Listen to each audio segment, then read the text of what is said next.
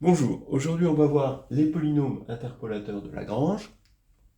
Généralement bien connus, c'est très concret, certains peuvent imaginer des points et puis une courbe polynomiale qui rejoint les points. D'autres peuvent voir la généralisation du fait que par deux points distincts passent une droite et une seule, etc. Voilà. Mais surtout, ce qu'on va voir, c'est que ce théorème des polynômes interpolateurs de Lagrange, ce n'est rien d'autre que le lemme chinois. Et je me rends compte que même à l'agrégation, les candidats se rendent pas compte de cette ubiquité du lemme chinois en algèbre. Alors on va regarder ça. D'abord, on va parler du théorème d'interpolation de Lagrange. Qu'est-ce qu'il dit? Bon, alors, plein de versions, mais dans un premier temps, juste la version existence et unicité. On a un corps K, on a n éléments 2 à 2 distincts, ce qui indique déjà que le corps doit être de cardinal supérieur ou égal à n, et on se donne des bêta i dans K. Alors, il existe un polynôme L dans K de x, tel que L de alpha i est égal à bêta i, quel que soit i. Voilà. Est-ce qu'il est unique? Oui, il est unique modulo le produit des i égale 1 à n des x moins alpha i. En effet, si on ajoute à une solution L de ce système un multiple de ce polynôme-là, on a encore une solution du système. Alors vous remarquerez qu'on est face à un problème inverse. C'est-à-dire, en général, on a un polynôme L et on cherche alpha i tel que L de alpha i égale bêta i. Voilà. Ça, c'est le problème difficile en général. Voilà. Chercher des racines. Mais là, on a un problème inverse dans le sens qu'on se donne les alpha i, bon, 2 à 2 distincts, ok, et on cherche L. Ce qui est plus facile, parce que si vous regardez bien, c'est un problème linéaire, finalement. Hein, c'est un système linéaire, avec second membre. Hein, donc un système linéaire, bon, voilà, c'est quand même un peu plus facile que le système polynomial, évidemment. Ok, alors regardez cette preuve, je la trouve instructive. Hein. Vous partez de k de x, hein, et finalement, vous regardez l'application de k de x dans k, 3k, 3k, etc., donc kn, qui a p, le polynôme p, associe p de alpha 1, p de alpha 2, p de alpha n.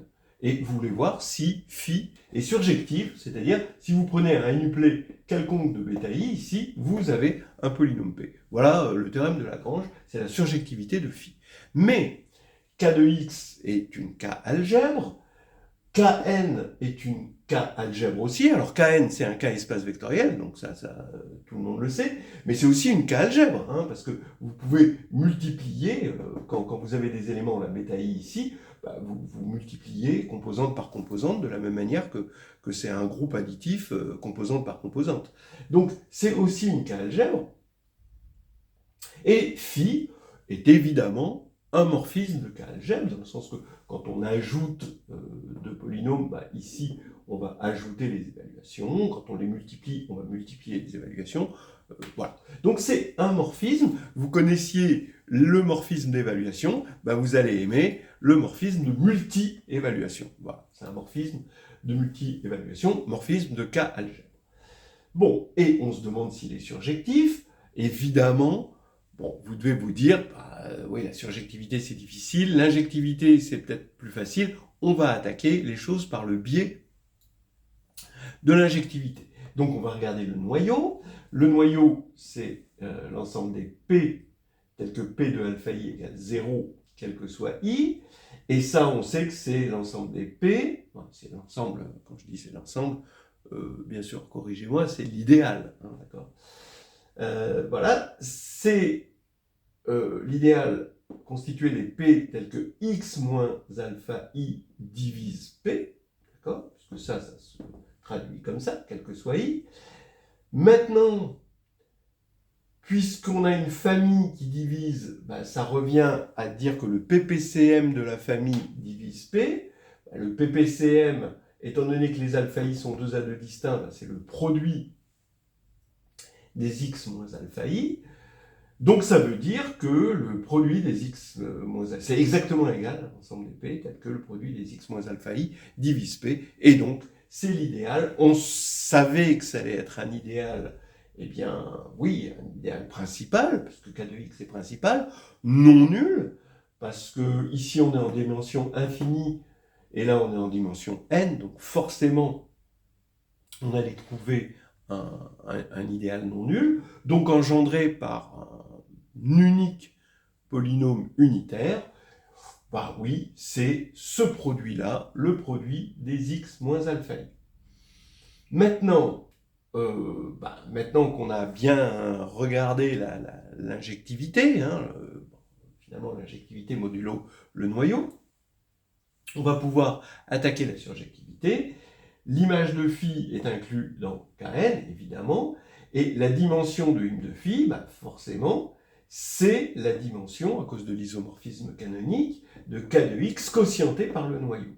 Mais comme là, le degré, c'est n, eh bien, la dimension du quotient, c'est n. Donc, im de phi est égal à kn par égalité de dimension. Donc, phi est surjectif, et on a en plus l'unicité modulo ça, puisque le noyau, c'est ça. C'est-à-dire qu'on a un isomorphisme, si vous voulez, entre... Donc, finalement, on a résumé ça en un isomorphisme entre ce quotient et Kn. Voilà, donc les bêta i, ils sont là dans Kn, et le L, il va être là, et il est unique à cause de l'isomorphisme modulo ceci. Voilà. Alors cette preuve, je l'aime bien, parce qu'elle est en lien avec quelque chose de plus grand, quelque chose de plus général, et qu'on appelle communément le lemme chinois, ou le lemme des restes chinois. Comment faire le lien? Regardez, déjà, on a vu la multi-évaluation, mais on va regarder juste la simple évaluation, en un alpha. Ça veut dire qu'on va de k de x vers k. D'accord? Et ici, comme il y a un seul alpha, ça veut dire, si vous avez bien compris ce théorème, ça veut dire que k de x quotienté par x moins alpha est isomorphe à k. Bah oui. Regardez, vous avez cet isomorphisme-là, ça c'est de dimension 1, puisque le degré de x moins alpha c'est 1, donc c'est isomorphe à k, bien sûr. Quand on fait la division de p par x moins alpha, on a un reste forcément soit nul, soit de degré 0, en tout cas constant. Et quand on évalue en alpha, on se rend compte que le reste, c'est p de alpha, bien sûr. Donc, p bar, ici, le p modulo x moins alpha, quand on regarde via cet isomorphisme, c'est rien d'autre que p de alpha. Voilà. Donc, finalement, quotienté, c'est évalué. Vous voyez?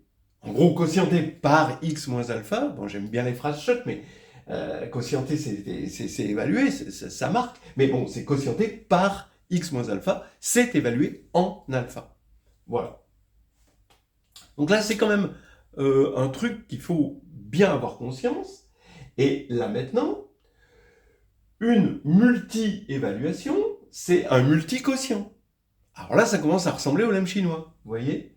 C'est-à-dire que maintenant, je suis en train de regarder ici k de x vers k de x quotienté par x moins alpha 1 jusqu'à k de x quotienté par x moins alpha n. P, on lui associe finalement p bar, mais p bar par isomorphisme avec lui, d'accord? Donc, on a forcément un isomorphisme entre ça et ça, qui provient d'une concaténation des isomorphismes ici. Eh bien, je regarde juste les résidus, ici, de P modulo chaque polynôme, ici, x moins alpha i. Parce que ça donne exactement P de alpha 1 après ça. P de alpha 2, etc., jusqu'à P de alpha n. Donc là, maintenant, ça y est, c'est impossible de se tromper. Ça nous fait penser au morphisme qui va d'anneau, cette fois-ci, parce que là, c'est plus des cas algèbres, un morphisme d'anneau qui va de z vers le produit des z quotienté par ni de z, où les MI sont 2 à 2 premiers entre eux, et on sait que c'est surjectif et qu'il va y avoir un isomorphisme entre ça et le produit des MI, l'idéal engendré par le produit des MI. Voilà. Exactement comme ici, on va avoir un isomorphisme avec l'idéal engendré par le produit des x moins alpha i. Voilà. Et comment on montre le lemme chinois? Pareil. Sauf que ici, on a utilisé la dimension, alors que là, on utilise le cardinal. C'est-à-dire que le cardinal de ça, c'est le produit des MI, d'accord? Et le cardinal de ça aussi. Donc à partir du moment où c'est injectif, parce qu'on en a trouvé le noyau, c'est exactement la même preuve qu'ici, voilà, alors on a la surjection. Voilà. Donc vous voyez le lien entre les deux. Maintenant, on va aller un petit peu plus loin que ce simple lien. On va regarder quel est l'antécédent d'un n-uplet dans le quotient. Donc on a un antécédent concret qu'on peut calculer. Donc on va voir ça rapidement. Allez, on va regarder ce qu'on appelle le polynôme interpolateur de Lagrange, c'est-à-dire un représentant de l'ensemble des solutions de cette équation. Bon, et c'est unique modulo ce polynôme-là. On va regarder le représentant particulier, celui qui est de degré en fait n-1. Et regardez, vous avez L égale somme de i égale 1 à n de bêta i, produit pour les j différents de i de x moins alpha j, quotienté par le produit pour j différent de i de alpha i moins alpha j. Donc on a dit que c'était modulo ce polynôme qui a unicité. Après maintenant, il y a aussi, je vous le rappelle, unicité si on dit que le polynôme est de degré n-1. De la même manière que quand on a deux points, il y a une unique droite qui passe par les deux points. Ok, alors donc c'est bien défini, parce que bon, on a ce polynôme, ça c'est pas nul, parce que les alpha i sont deux atomes distincts, donc ça c'est non nul, et quand on fait le produit de non nul dans un corps, c'est non nul, même si le corps est de caractéristique P, d'accord. Bon, il faut toujours regarder, quand on a un dénominateur, si c'est non nul, bon, ok. Bon, alors on vérifie que L marche bien. On regarde L de alpha i, il va y avoir qu'un seul terme qui va être non nul, a priori en tout cas non nul. Tous les autres termes en tout cas sont nuls, puisque ici on va avoir une annulation. Et pour i, comme j est différent de i, alors a priori il n'y a pas d'annulation. Donc ici on va avoir bêta i, le produit des, comme on évalue en alpha i moins alpha j, mais ici on a divisé par la même chose, et donc ça va faire 1, et on obtient bien bêta i comme demandé. Bien. Maintenant on va faire la même chose avec le lemme chinois, c'est-à-dire que on a notre morphisme du lemme chinois, le multi-lemme chinois, Z donne, on regarde tous les résidus modulo les MI, finalement, i de 1 à n, où les MI sont des entiers 2 à 2 premiers entre eux. Bien. On se donne ici des KI bar, là-dedans, et on veut un élément ici, dont les restes, modulo les MI, soient justement ces KI bar.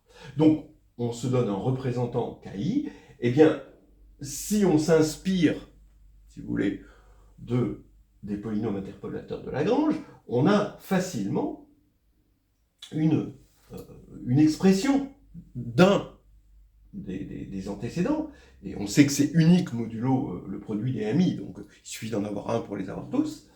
Et ici, regardez, ça fait la somme des i égale 1 à n, regardez, là, bêta i va devenir évidemment ki, représentant des ki bar, voilà.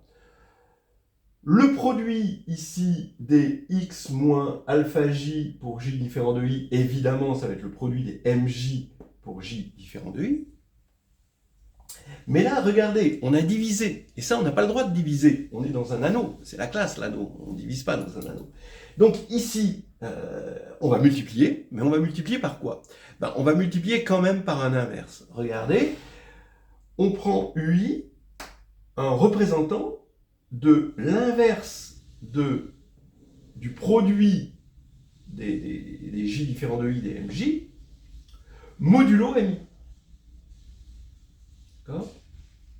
Voilà, effectivement, comme MI, les MI sont 2 à 2 premiers entre eux, ce produit-là est premier avec MI, donc il est inversible dans l'anneau Z sur MI. Z. D'accord? Et on trouve facilement son inverse grâce à une relation de Bezout. Donc on a VI MI plus UI produit ceci égale 1. Donc UI, ça va être UI en représentant de l'inverse. Donc je mets UI ici. Et est-ce que ça marche? Ben, je dis que oui. Alors pourquoi? Parce que quand je vais prendre A égale cet élément, que je vais regarder ça modulo KI, eh bien, tous les termes sont multiples de MI, sauf le terme en I, ici. Donc il suffit de regarder ce terme-là modulo MI, et modulo MI, on va avoir KI fois, lui fois lui modulo MI, mais modulo MI, ça fait 1, donc ça fait KI fois 1, donc on a bien KI. Voilà. On est passé de la division, parce qu'on était dans un corps, quoi, hein, le bon gros corps, mais là on est dans un anneau, il faut faire un petit peu plus attention, c'est plus de la dentelle, voilà. Mais ça revient au même. Donc on a c'est l'équivalent des polynômes interpolateurs de Lagrange, hein, version lemme chinois. Mais l'idée au départ, c'était de vous montrer finalement l'universalité du lemme chinois qu'on va retrouver dans plein de choses dans les A modules, etc.